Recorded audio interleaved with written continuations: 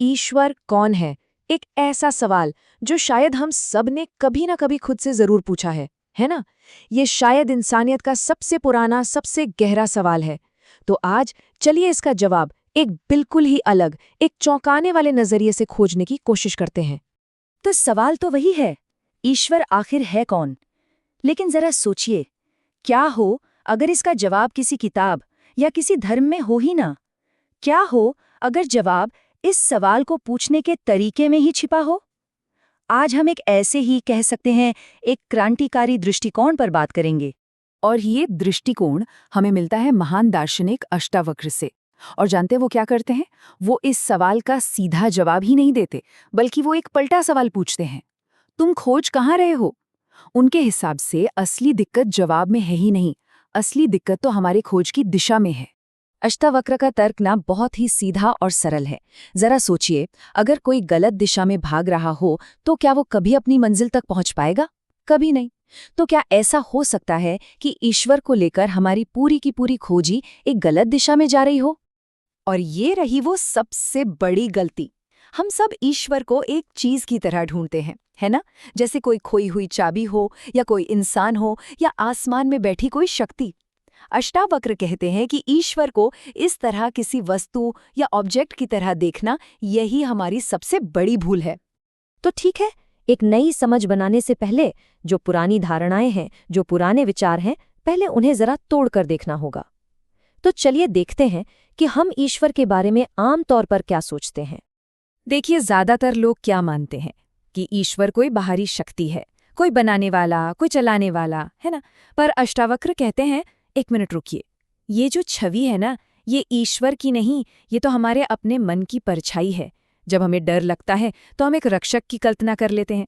जब हम खुद को कमजोर महसूस करते हैं तो एक सर्वशक्तिमान को बना लेते हैं। ये सब हमारी अपनी जरूरतें हैं। और हमारी खोज का लक्ष्य क्या होता है? ईश्वर को साबित करना, उसको अनुभव करना। लेकिन इसमें एक बहुत बड़ी तार्किक गलती है। जरा इस पर गौर कीजिए। जिस भी चीज को साबित किया जा सकता है, वो साबित करने वाले से छोटा हो गया। और कोई भी अनुभव, चाहे कितना भी दिव्य क्यों ना हो, वो तो शुरू होता है और खत्म हो जाता है। पर जो परम सत्य है, वो भला अस्थायी कैसे हो सकता है? वो तो हमेशा रहना चाहिए, है ना? और अब आता है अष्टावक्र के दर्शन का वो सबसे क्रांतिकारी, सबसे बड़ा मोड़। वो कहते हैं, बस बाहर खोजना बंद करो। अपनी खोज की सुई को पूरा 180 डिग्री घुमा दो और बाहर देखने के बजाय अंदर देखो कि ये देखने वाला आखिर है कौन। ये बात बहुत गहरी है। ईश्वर कोई देखी जाने वाली वस्तु नहीं है। दुनिया में हम जो कुछ भी देखते हैं, सुनते हैं, महसूस करते हैं, वो हर पल बदल रहा है। और जो चीज लगातार बदल रही है, वो अंतिम सत्य कैसे हो सकती है? और फिर आती है वो बात जो सच में सब कुछ बदल देती है। अष्टावक्र कहते हैं, जिसे बाहर खोजा जा रहा है, वो कहीं और है ही नहीं। वो चेतना, वो कॉन्शियसनेस, जिसकी वजह से ये सवाल भी पूछा जा रहा है, वही ईश्वर है। यानी खोजने वाला ही वो है जिसे खोजा जा रहा है। इसको एक बहुत ही आसान से उदाहरण से समझते हैं। क्या कोई आंख कभी खुद को देख सकती है? नहीं, लेकिन उसी की वजह से सब कुछ दिखाई देता है। क्या आग कभी खुद को जला सकती है? नहीं। बिल्कुल इसी तरह जो चेतना है, वो खुद को एक वस्तु की तरह नहीं देख सकती। तो ईश्वर का दिखाई ना देना उसके ना होने का सबूत नहीं है। ये इस बात का सबूत है कि वो देखने वाला है, देखी जाने वाली चीज नहीं। ठीक है, तो अगर ये बात समझ में आ जाए तो इसका हमारी जिंदगी पर क्या असर पड़ेगा?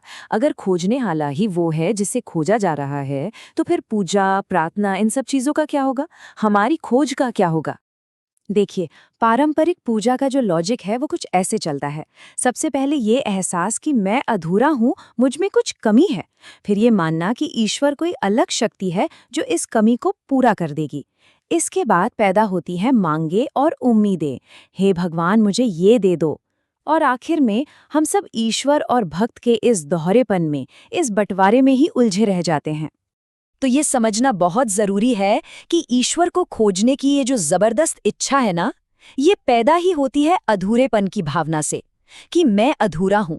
हम सोचते हैं कि ईश्वर को पाकर हम पूरे हो जाएंगे, लेकिन अष्टावक्र कहते हैं, यही तो सबसे बड़ा भ्रम है। कोई भी कभी अधूरा था ही नहीं। तो फिर सवाल वही है, इसका हमारी रोज की जिंदगी पर क्या असर पड़ेगा? अगर कोई ऊपर बैठकर पाप पुण्य का हिसाब नहीं रख रहा, तो फिर सही गलत का क्या होगा? नैतिकता का क्या मतलब रह जाएगा? चलिए अब इस पर बात करते हैं कि ये समझ जिंदगी को कैसे बदल देती है। आमतौर पर हमारी नैतिकता किस पर टिकी होती है? डर पर, सजा का डर, नरक का डर।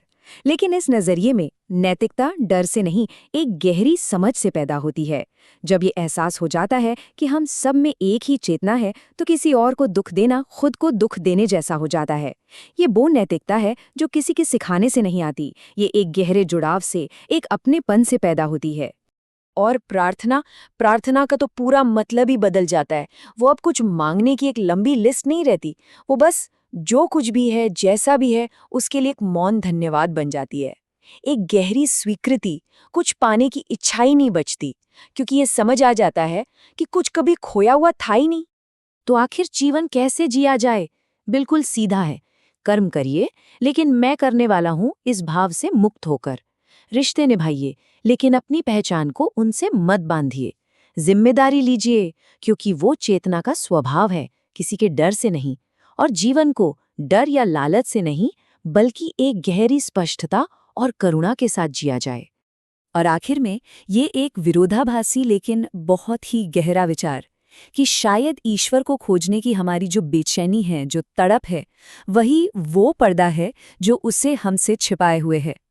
अष्टावक्र के अनुसार जिस पल ये खोज छूट जाती है और ये समझ आ जाता है कि खोजने वाला ही वो है जिसे खोजा जा रहा है, बस वही पल ईश्वर से पहला परिचय है।